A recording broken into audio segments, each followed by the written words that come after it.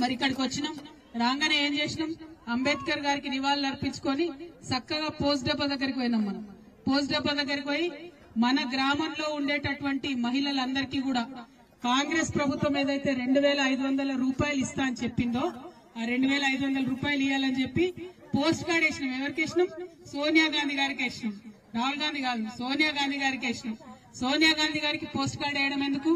ఎందుకంటే ఇవాళ మన రాష్ట్రంలో ఉన్న ముఖ్యమంత్రి రేవంత్ రెడ్డి గారు ఆయన తెలంగాణలో తక్కువ ఉంటాడు, ఢిల్లీలో ఎక్కువ ఉంటాడు. ఆయన ఇక్కడ ఉండనే ఉన్నాడు, ఎప్పుడు ఫ్లైట్ లోనే ఉంటాడు, ఢిల్లీలోనే ఉంటాడు. కాబట్టి ఆ ఢిల్లీ పోయినప్పుడు సోనియమ్మ అన్న చెప్తే ఇక్కడ మన కాకునూరు ఆడబిడ్డలకు రావాల్సిన డబ్బులు 2500 ఇస్తారని చెప్పి ఒక ఆలోచనతో సోనియా గాంధీ గారికి మరి మనం ఇవ్వడం జరిగింది. మరి ఇవాళ మీ అందరికి ఒక లెక్క చెప్పాలి. లెక్కలు ఇష్టమేనా మీకు? అర్థమైతాయా? ఒకసారి ప్రయత్నం చేస్తే అర్థం చేసినట్టు. మన కాకునూరు గ్రామంలో 1100 మంది ఆడబిడ్డలు ఉన్నారు. 1100 మంది ఆడబిడ్డలకు 18 నెలల నుంచి ఈ కాంగ్రెస్ ప్రభుత్వం ఇస్తా అన్న 2500 ఇయ్యలే. అంటే 1100 మంది ఆడబిడ్డలకు 18 నెలలు ఇంటూ 2500 మొత్తం లెక్క కడితే దాదాపుగా 5 కోట్ల రూపాయలు అవుతుంది. అంటే ఒక్క మన కాకునూరుకే రేవంత్ రెడ్డి గారు అప్పుపడ్డది ఎంత? 5 కోట్ల రూపాయలు. ఎవరన్నా రేవంత్ రెడ్డి గారు బొమ్మ పెట్టుకుని మీ దగ్గరకు వస్తే ఏం అడుగురి? అన్న బొమ్మ మంచిగానే పెట్టుకున్నావు గానీ మా 5 కోట్లు మాకు మొదలు ఇవ్వండి అని మా ఆడబిడ్డలు అడగాలి. అడుగుతారా అడగరా? అడుగుతారా అడగరా? ఇక చిన్న చిన్న పిల్లలు ఉన్నారు, 18 ఏళ్ళు 17 ఏళ్ళు, ఇప్పుడిప్పుడే degree college first year second year పోతున్న వాళ్ళు ఉన్నారు. వాళ్ళ కోసం ఏం చెప్పారు రేవంత్ రెడ్డి గారు?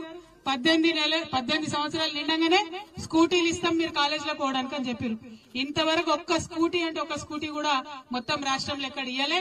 మా ఆడపిల్లలందరినీ కూడా నేను అడుగుతా ఉన్నా, మా అన్నదమ్ములు కూడా అడుగుతున్నా, మీ చెల్లెలకు స్కూటీ ఇప్పించే బాధ్యతలు మీరే తీసుకోవాలి. ఖచ్చితంగా ఎక్కడికక్కడ స్కూటీల కోసం అడగాలని కూడా నేను కోరుతా ఉన్నా. ఇంకొక మాట మన ఆడబిడ్డలు ఆలోచన చేసుకోవాలి. ఇదివరకు కేసీఆర్ సార్ ఉన్నప్పుడు ఎవరన్నా పేద ఇంటి బిడ్డకు పెండ్లైతే డబ్బులు ఇచ్చేది సార్. కేసీఆర్ సార్ ఎట్లా అంటే మీదికి ఏం పని చేయడు, కొంత ఆలోచన చేసి ప్రజల హృదయాల్లో ఉన్నటువంటి దుఃఖానికి సంబంధించి కార్యక్రమాలైనా చేస్తాడు. ఒకసారి ఏమైతుందంటే తెలంగాణ ఉద్యమ సందర్భంలో కేసీఆర్ గారు ఒక తండాకు వచ్చింది. ఇదే మన మహబూబ్నగర్ జిల్లాలోనే తండాకు వచ్చింది. ఆ తండాకు పోయి అక్కడ నైట్ అక్కడే నిద్ర చేస్తే తెల్లారు లేచే వరకు ఆ తండాలో పాపం ఒకరి ఇల్లు కాలిపోతే కేసీఆర్ సార్ తండాలనే ఉండే వరకు ఆ ఇంటి పెద్ద ఆయన వచ్చి సార్ దగ్గర మొరబెట్టుకొని నా బిడ్డ లగ్గం కోసం దాచుకున్న సార్ పైసలు, రాత్రేమో గుడిసె కాలిపోయింది, ఏం చేయాలనో అర్థం కాని పరిస్థితి ఉంది అని ఆయన పాపం బాధపడితే ఏడిస్తే ఆనాడు అడుగుతాడు అన్నట్టు, సార్ ఇది ఎప్పుడు తెలంగాణ కోసం కొట్లాడే టైంలో అడుగుతారన్నట్టు కేసీఆర్ గారు, ఏమైంది ఎంత కావాలా డబ్బులు అంటే, ఒక్క 50,000 రూపాయలు ఉంటే నా బిడ్డ పెళ్లి అయిపోతుంది సార్, మొత్తం కట్నం గాని మంచం గాని తపేల గాని బీరువా గాని అన్ని ఇచ్చి పంపించచ్చు అని చెప్తారు. చెప్తే కేసీఆర్ గారు ఆ మాట గుర్తు పెట్టుకున్నాడు.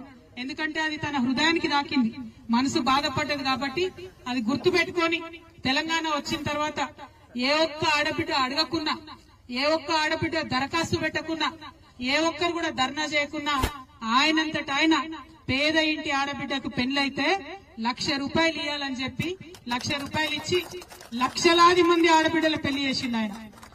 ఇక ఈ రేవంత్ రెడ్డి గారు ఏం చేసిండు? కేసీఆర్ ఏంది ఉట్టి 1,00,000 రూపాయలే ఇస్తాడు, నేను అధికారంలోకి వస్తే 1,00,000 రూపాయలతో పాటు తులం బంగారం కూడా ఇస్తామని చెప్పిండు. చెప్పినా లేదా? ఇచ్చినా ఎవరికైనా ఒక తులమని వచ్చిందా? ఇంకొక మాట ఏం చెప్పారు? 1,00,00,000 మంది ఆడబిడ్డలంటే కోటీశ్వరులు చేస్తాడట. ఇక ఈయన కథ ఎట్లున్నదంటే అమ్మకు అన్నం పెట్టాడట కానీ చిన్నమ్మకు బంగారు గాజులు చేయిస్తాడట. అంతేనా? కేసీఆర్ ఇచ్చిన 1,00,000 రూపాయలకే దిక్కులేదు, మీదికెళ్లి తులం బంగారం, మీదికెళ్లి 1,00,00,000 మంది ఆడబిడ్డల్ని కోటీశ్వరులు చేసుడు.